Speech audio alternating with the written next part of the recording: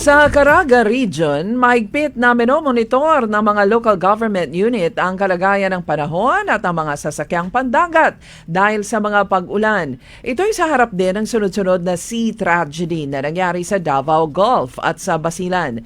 Sa Dinagat Island, nagpatupad ang Coast Guard ng temporary suspension ang biyahe ng lahat ng mga sasakyang pandagat. Sa Davao City, ipinatawag ng LTFRB Davao ang operator at isang taxi driver na inakusahang nambastos sa isang babaeng estudyante. Ang mga parinig ng driver na nais niyang magkaroon ng sexual relationship sa biktima ay nakarecord sa kanyang cellphone at uploaded sa social media.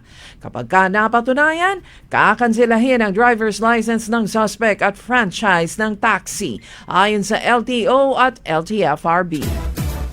Sa Basilan, umaabot na sa 18 katao ang kumpirmadong nasawi, kabilang ang ilang mga bata sa lumubog na Roro passenger vessel ng MV Tricia Kirsten 3.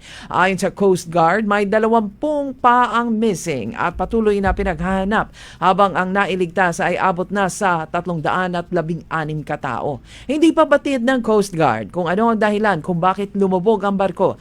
Pero sabi ng ilang mga pasahero, siksikan sila at biglang tumagilid ito hanggang sa lumubog.